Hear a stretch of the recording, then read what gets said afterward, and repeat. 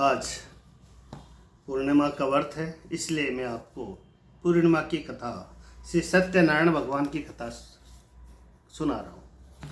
त्वमेव माता च पिता त्वमेव, त्वमेव बन्धुश्च सखा त्वमेव, त्वमेव विद्या दरुणं त्वमेव, त्वमेव सर्वमं देव देव। सत्यनारायण भगवान की जय। शंख चक्र सकिरीट कुंडल सपीत वस्त्र सरसीरुहेषणं सहारवक्षः स्थलकौस्तुभमणिं नमामि विष्णुं शिरसा चतुर्भुजम्। शान्ताकारं भुजगशयनं पद्मनाभं सुरेशं विश्वधारं गगनसदृशं मेघवर्णं शुभांगं। लक्ष्मीकान्तं कमलनयनं योगिभिर्ध्यानगम्यं वन्दे विष्णुभवहरणं सर्वलोकनाथनं। श्री सत्यनारायण भगवान की जय हो। श्री सत्यनारायण नमः। सत्यनारायण व्रत कथा पहला अध्याय। श्री सत्यनारायण व्रत की महिमा तथा व्रत की विधि। श्री व्यास जी ने कहा, एक समय नैमिषारण्य तीर्थ में शौनक आदि सभी ऋषियों तथा मुनियों ने पुराण शास्त्र वेता श्री सूत जी महाराज से पूछा कि महामुने, किस व्रत अथवा तपस्या से मनोवांछित फल प्राप्त होता है, उसे हम सुनना चाहते हैं, आप कहें।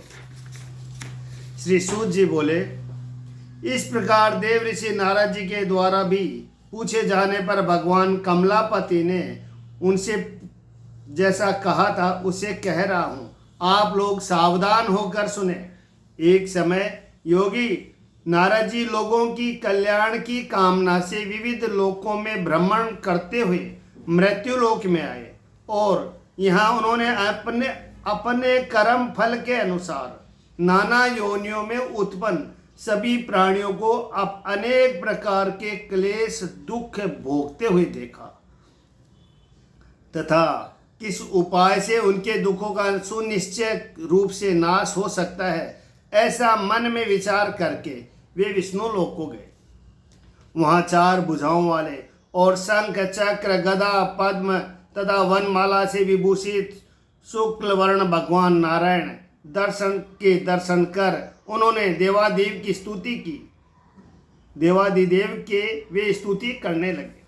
नारद जी बोले कि हे वाणी और मन से परे स्वरूप वाले, अनंत शक्ति संपन्न, आदि मध्य और अंत से रहित, निर्गुण और सकल कल्याण में गुण गणों से संपन्न, स्थावर जगमात्मक निखिल सृष्टि प्रपंच के कारण भूत तथा भक्तों की पीड़ा नष्ट करने वाले परमात्मन, आपको नमस्कार है, आपको नमस्कार है। स्तुति सुनने के अनंतर भगवान श्री विष्णु जी ने नारद जी से कहा कि महाभाग, आप किस प्रयोजन से यहाँ आए हैं, आपके मन में क्या है, कहिए, वह सब कुछ मैं आपको बताऊंगा। नारद जी बोले, भगवान, मृत्यु लोक में अपने पाप कर्मों के द्वारा विभिन्न योनियों में उत्पन्न सभी लोग बहुत प्रकार के क्लेशों से दुखी हो रहे हैं। हे नाथ, किस लघु उपाय से उनके कष्टों का निवारण हो सकेगा? यदि आपकी मेरे ऊपर कृपा हो तो वह सब मैं सुनना चाहता हूँ, उसे बताइए। श्री भगवान ने कहा कि हे वत्स, संसार के ऊपर अनुग्रह करने की इच्छा से आपने बहुत अच्छी उत्तम बात पूछी है। जिस व्रत के करने से प्राणी मोह से मुक्त हो जाता है, उसे आपको बताता हूँ, सुने।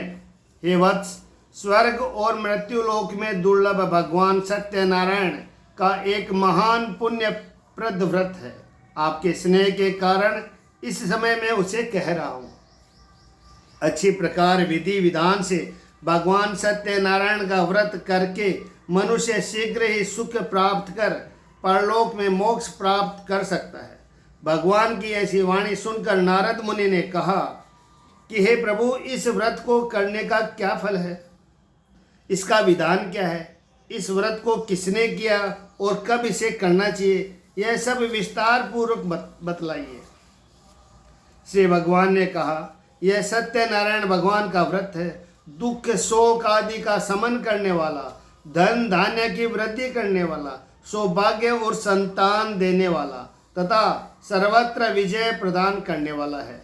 जिस किसी भी दिन भक्ति और श्रद्धा से समन्वित होकर मनुष्य ब्राह्मणों और बंधु बांधवों के साथ धर्म में तत्पर होकर सायंकाल भगवान सत्यनारायण की पूजा करे, निवेद्य के रूप में उत्तम कोटि के भोजनीय पदार्थों का सवाया मात्रा में भक्ति पूर्वक अर्पित करना चाहिए।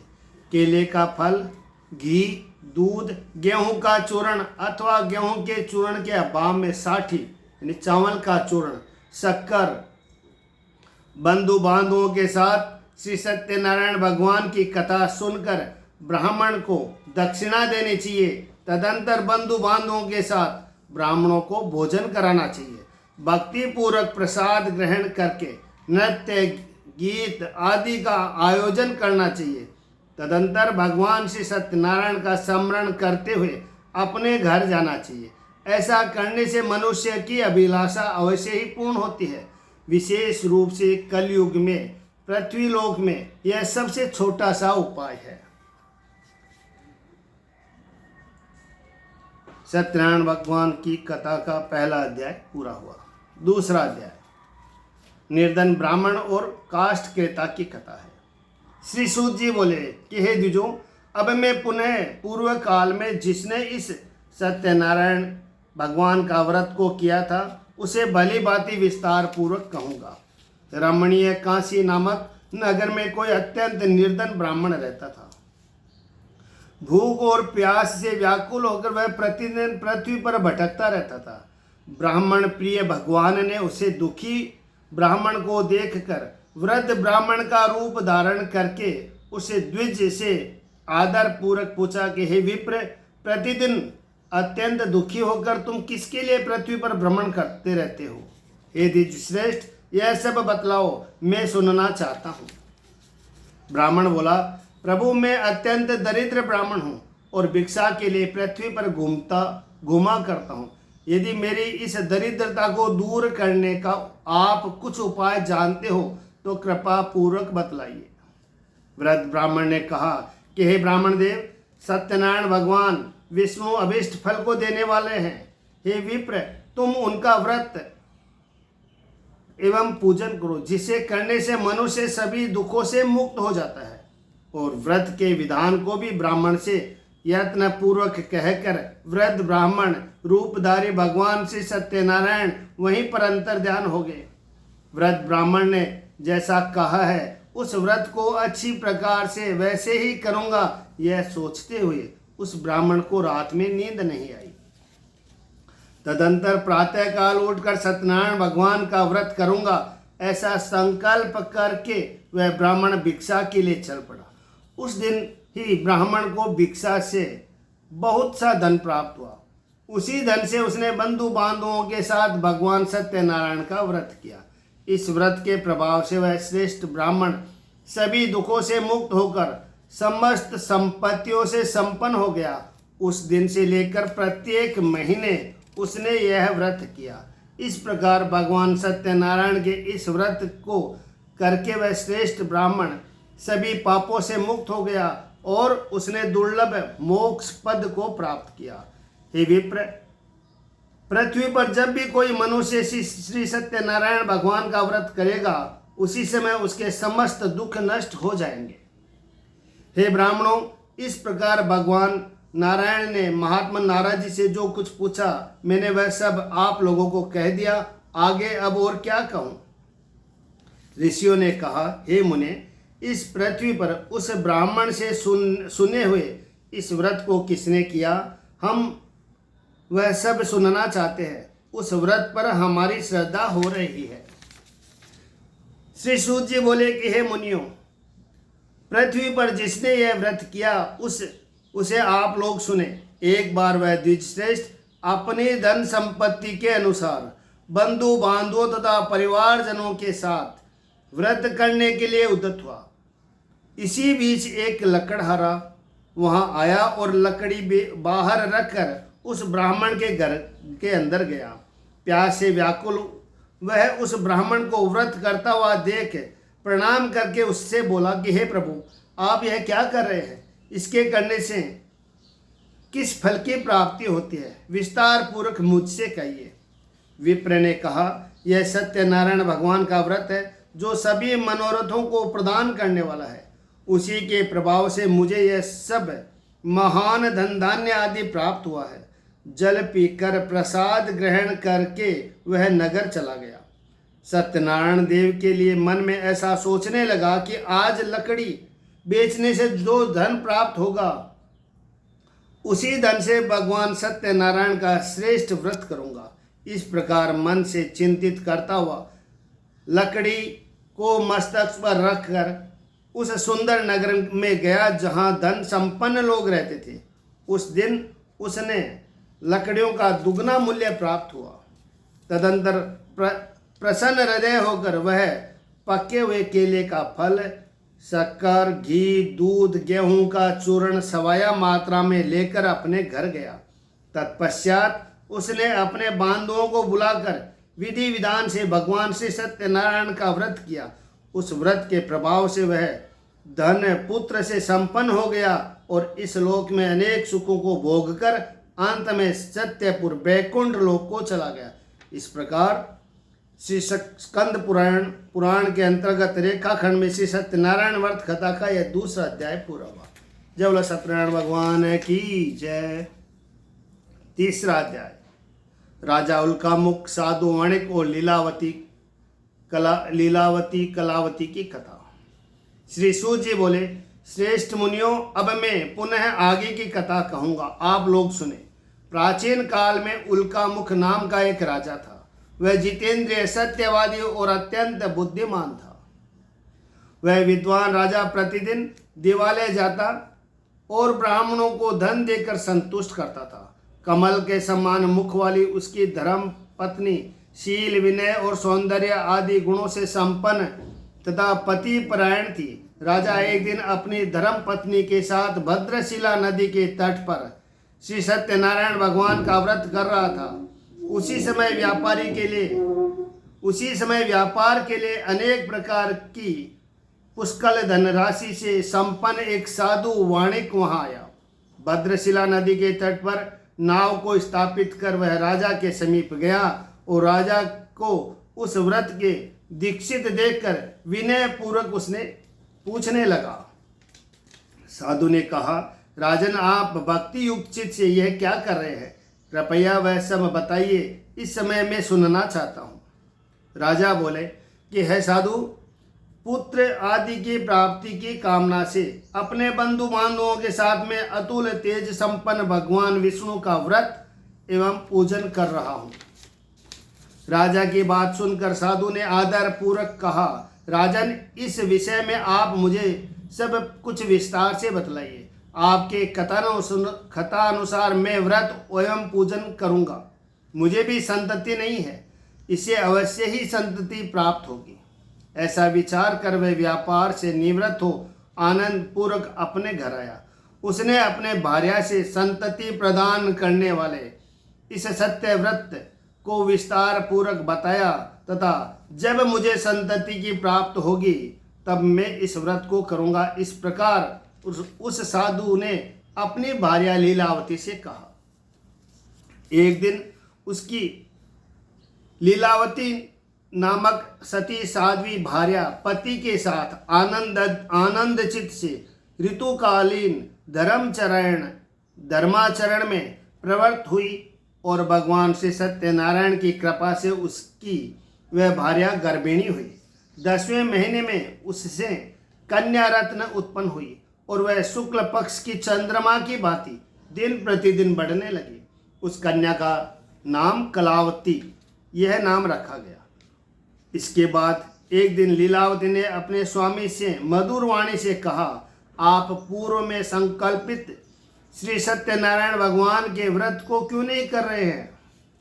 साधु बोला कि हे प्रिय, इसके विवाह के समय व्रत करूंगा। इस प्रकार अपनी पत्नी को भली भांति आश्वस्त कर वह व्यापार के लिए नगर की ओर चला गया।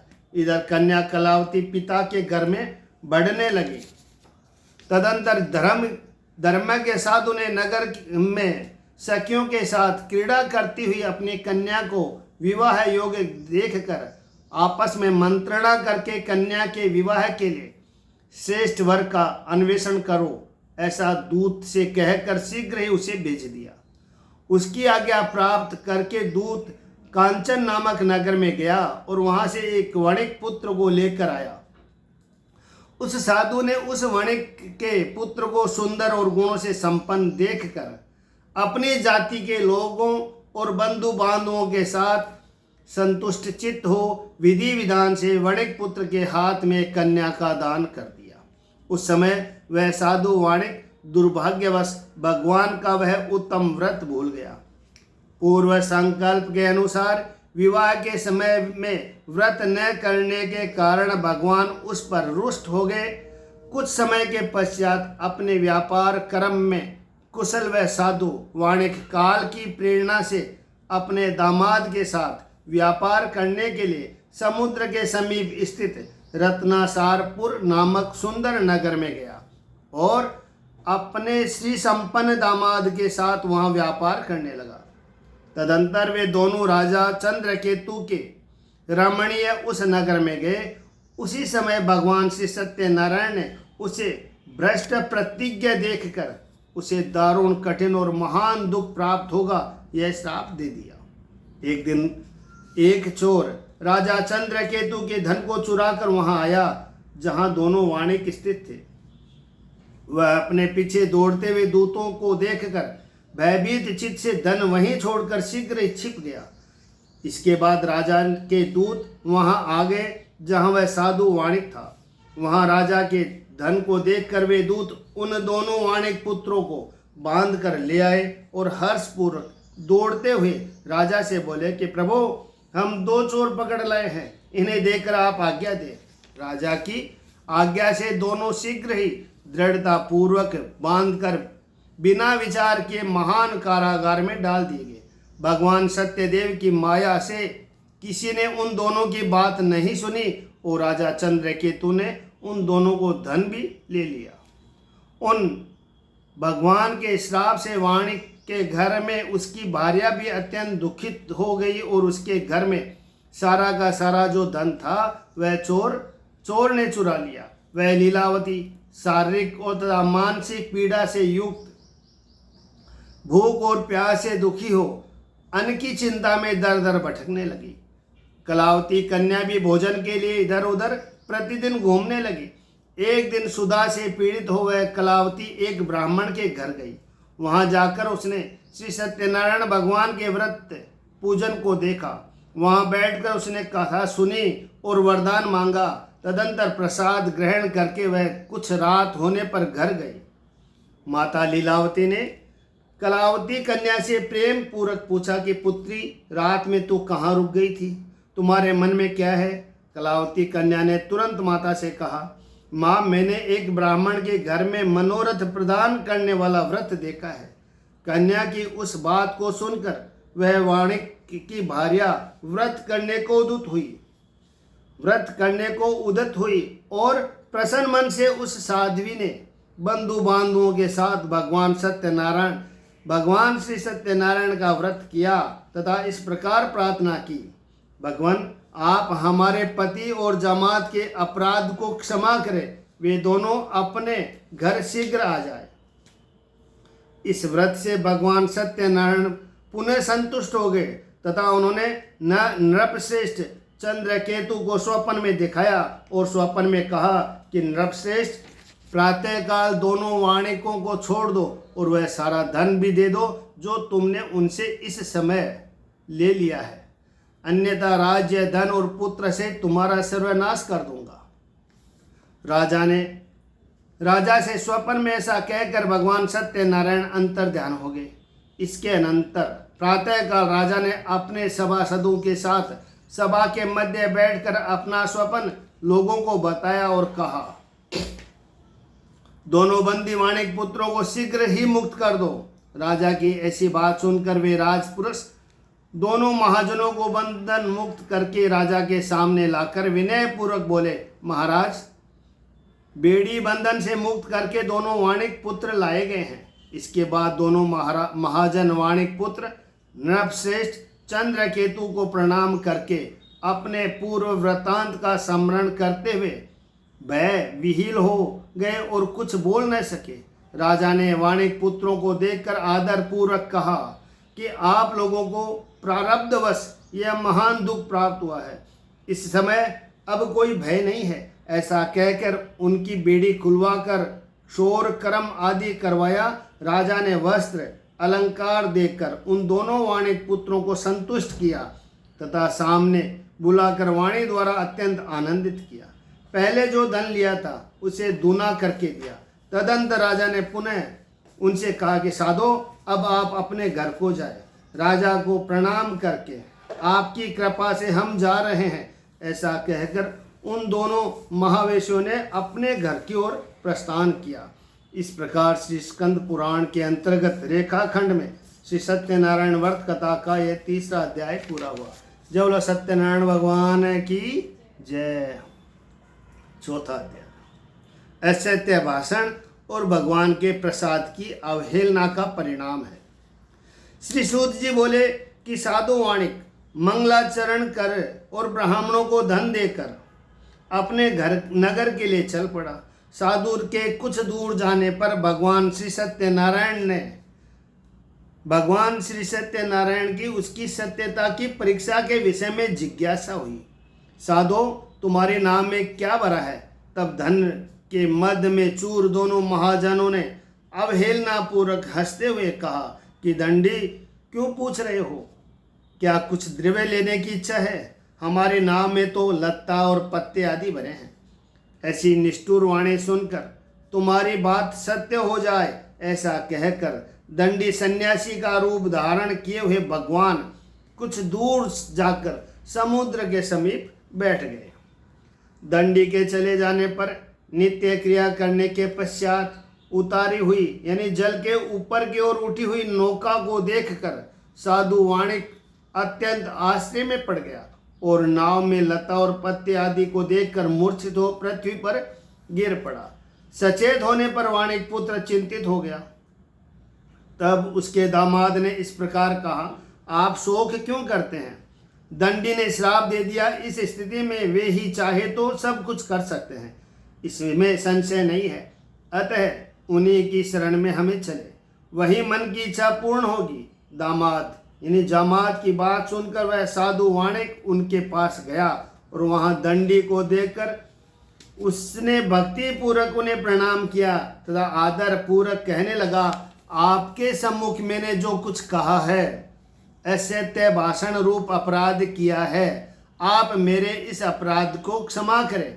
ऐसा कहकर बारंबार प्रणाम करके वह महान शोक से व्याकुल हो गया। दंडी ने उसे रोता हुआ देखकर कहा कि हे मूर्ख, रोवो मत, मेरी बात सुनो। मेरी पूजा से उदासीन होने के कारण तथा मेरी आज्ञा से ही तुमने बारंबार दुख प्राप्त किया है। भगवान की ऐसी वाणी सुनकर वह उनकी स्तुति करने लगा। साधु ने कहा, हे प्रभु, यह आश्चर्य की बात है कि आपकी माया से मोहित होने के कारण ब्रह्म आदि देवता भी आपके गुणों और रूप को यथावत रूप से नहीं जान पाते। फिर मैं मूर्ख आपकी माया से मोहित होने के कारण कैसे जान सकता हूँ? आप प्रसन्न हो, मैं अपनी धन संपत्ति के अनुसार आपकी पूजा करूँगा।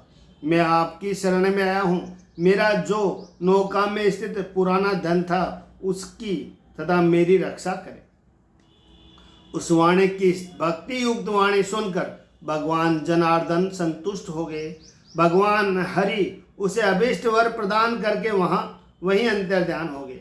उसके बाद वह साधु अपनी नौका में चढ़ा और उसे धन धान्य से परिपूर्ण देखकर भगवान सत्यदेव की कृपा से हमारा मनोरथ सफल हो गया, ऐसा कहकर स्वजनों के साथ उसने भगवान की विधिवत पूजा की। भगवान श्री सत्यनारायण की कृपा से वह आनंदित हो परिपूर्ण हो गया और नाव को यत्न पूर्वक संभाल कर उसने अपने देश के लिए प्रस्थान किया। साधु वाणिक ने अपने दामाद से कहा, वह देखो मेरी रत्नपुरी नगरी दिखाई दे रही है। इसके बाद उसने अपने धन के रक्षक दूतों को अपने आगमन का समाचार देने के लिए अपनी नगरी में भेजा। तत्पश्चात उस दूत ने नगर में जाकर साधु की भार्या को देखा, हाथ जोड़कर प्रणाम किया तथा उसके लिए अभिष्ट बात कही। सेठ जी अपने दामाद तथा बंधु वर्गों के साथ बहुत सारे धन धान्य से संपन्न होकर नगर के निकट पधार गए हैं। दूत के मुख से यह बात सुनकर वह महान आनंद से विहिल हो गई और उस साध्वी ने श्री सत्यनारायण भगवान की पूजा करके अपनी पुत्री से कहा, मैं साधु के दर्शन के लिए जा रही हूँ, तुम शीघ्र आओ। माता का ऐसा वचन सुनकर व्रत को समाप्त करके प्रसाद का परित्याग कर वह कलावती कन्या भी अपने पति का दर्शन करने के लिए चल पड़ी। इससे भगवान सत्यनारायण रुष्ट हो गए और उन्होंने उसके पति को तथा नौका को धन के साथ हरण करके जल में डुबो दिया। इसके बाद कलावती कन्या अपने पति को न देख महान शोक से रुदन करते हुए पृथ्वी पर गिर पड़ी। नाव का अदर्शन तथा कन्या का अत्यंत दुखी देख भयभीत मन से साधु वणिक ने सोचा, यह क्या आश्चर्य हो गया। नाव का संचालन करने वाले भी सभी चिंतित हो गए। तदंतर वह लीलावती भी कन्या को देखकर विहिल हो गई और अत्यंत दुख से विलाप करते हुए अपने पति से इस प्रकार बोली, अभी अभी नौका के साथ वह दामाद कैसे अलक्षित हो गए। न जाने किस देवता की उपेक्षा से वह नौका हरण कर ली गई, अथवा श्री सत्यनारायण का महात्मन कौन जान सकता है। ऐसा कहकर वह स्वजनों के साथ विलाप करने लगे और कलावती कन्या को गोद में लेकर रोने लगी। कलावती कन्या भी अपने पति के नष्ट हो जाने पर दुखी हो गई और पति की पादुका को लेकर उनका अनुगमन करने के लिए उसने मन में निश्चय किया। कन्या इस प्रकार आचरण को देख भार्या सहित वह धर्मज्ञ साधु वाणिक अत्यंत शोक संतप्त हो गया और सोचने लगा, यह या तो भगवान सत्यनारायण ने यह दामाद के साथ धन धान्य से भरी इस नौका का अपहरण किया है, अथवा हम सभी भगवान सत्यदेव की माया से मोहित हो गए हैं। अपने धन शक्ति के अनुसार मैं भगवान सत्यनारायण की पूजा करूंगा। सभी को बुलाकर इस प्रकार कहकर उसने अपने मन की इच्छा प्रकट की और बारंबार भगवान सत्यदेव को दंडवत प्रणाम किया।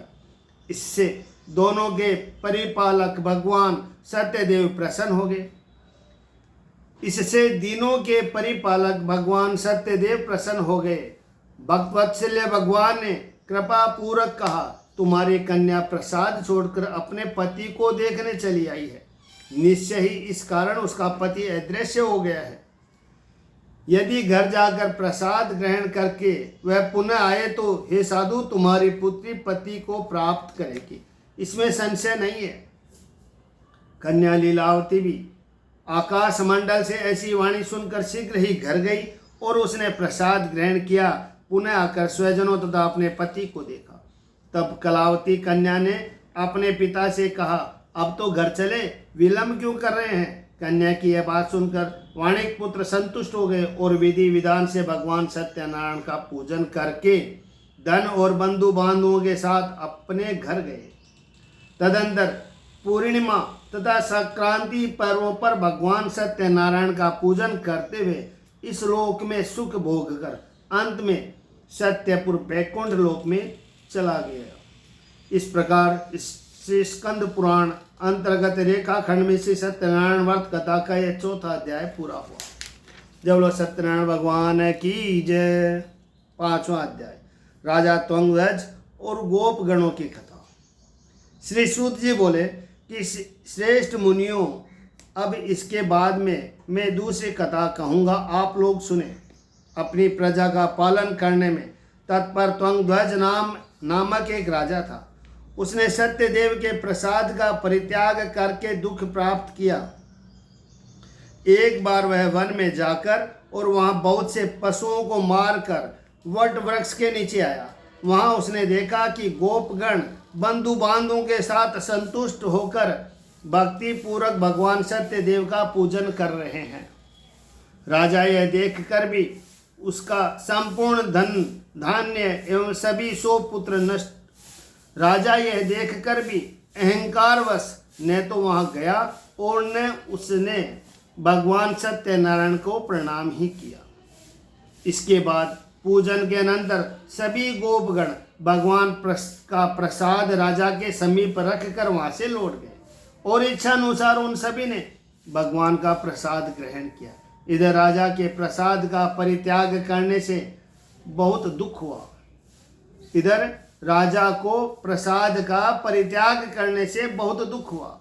उसका संपूर्ण धन धान्य एवं सभी 100 पुत्र नष्ट हो गए। राजा ने मन में निश्चय किया कि अवश्य ही भगवान सत्यनारायण ने हमारा नाश कर दिया, इसीलिए मुझे वहीं जाना चाहिए जहां श्री सत्यनारायण भगवान का पूजन हो रहा था।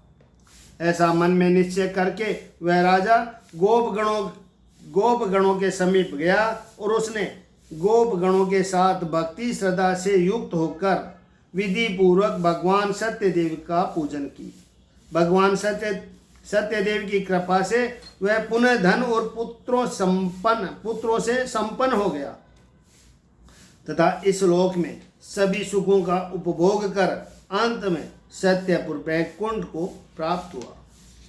श्री सूत जी कहते हैं, जो व्यक्ति इस परम दुर्लभ श्री सत्यनारायण भगवान का व्रत करता है और पुण्यमय तथा फल प्रदायिनी भगवान की कथा का भक्ति युक्त होकर सुनता है, उसे भगवान सत्यनारायण की कृपा से धन धान्य आदि की प्राप्ति होती है। श्री सत्यनारायण व्रत कथा को करता है, पुण्यमय तथा फल प्रदायिनी भगवान की कथा को भक्ति युक्त होकर सुनता है, उसे भगवान सत्यनारायण की कृपा से धन धान्य आदि की प्राप्ति होती है। दरिद्र धनवान हो जाता है, बंधन में पड़ा हुआ बंधन से मुक्त हो जाता है, डरा हुआ व्यक्ति भय से मुक्त हो जाता है। यह सत्य बात है, इसमें संशय नहीं है। इस लोक में वह सभी इच्छित फलों को भोग प्राप्त करके अंत में सत्यपुर यानी वैकुंठ लोक को जाता है। हे ब्राह्मणों, इस प्रकार मैंने आप लोगों से भगवान सत्यनारायण के व्रत को कहा, जिसे करके मनुष्य सभी दुखों से मुक्त हो जाता है। कलयुग में तो भगवान सत्यदेव की पूजा विशेष फल प्रदान करने वाली है। भगवान विष्णु को ही कुछ लोग काल, कुछ लोग सत्य, कोई ईश और कोई सत्यदेव और दूसरे लोग सत्यनारायण नाम से कहेंगे। अनेक रूप धारण करके भगवान सत्यनारायण सभी का मनोरथ सिद्ध करते हैं। कलयुग में सनातन भगवान विष्णु ही सत्यव्रत रूप धारण करके सभी का मनोरथ पूर्ण करने वाले होंगे। हे श्रेष्ठ मुनियों, जो व्यक्ति नित्य भगवान सत्यनारायण की इस व्रत कथा को पढ़ता है, सुनता है, भगवान सत्यनारायण की कृपा से उसके सभी पाप नष्ट हो जाते हैं। हे मुनीश्वरों, पूर्व काल में जिन लोगों ने भगवान सत्यनारायण का व्रत किया था, उसके अगले जन्म का वृत्तांत कहता हूँ, आप लोग सुने।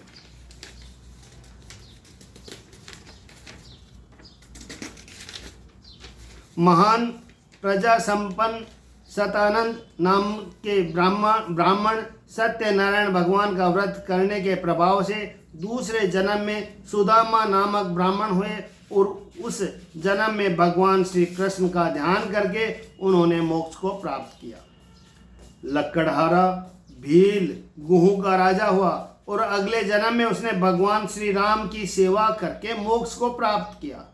महाराज उल्कामुख यानी दूसरे जन्म में राजा दशरथ हुए, जिन्होंने श्री रंगनाथ की पूजा करके अंत में वैकुंठ को प्राप्त हुआ। इस प्रकार धार्मिक और सत्यव्रती साधु पिछले जन्म के सत्यव्रत के प्रभाव से दूसरे जन्म में मोरध्वज नामक का राजा हुआ। उसने आरे से चीरकर अपने पुत्र की आदि देह भगवान विष्णु को समर्पित कर मोक्ष प्राप्त किया। महाराज त्वंगध्वज जमांतर में स्वयं भू मनु हुए और भगवत संबंधी संपूर्ण कार्यों का अनुष्ठान करके वैकुंठ लोक को प्राप्त हुए। जो गोपगण थे वे सब जमांतर में ब्रज मंडल में निवास करने वाले गोप हुए और सभी राक्षसों का संहार करके उन्होंने भी श्री भगवान का शाश्वत धाम गोलोक को प्राप्त किया। इस प्रकार स्कंद पुराण अंतर्गत रेखाखंड में सत्यनारायण व्रत कथा का ये 5वां अध्याय पूर्ण हुआ। जय बोलो सत्यनारायण भगवान की जय। अब आप आरती कर लीजिए और श्रीमन्नारायण नारायण नारायण सत्यनारायण भगवान की जय।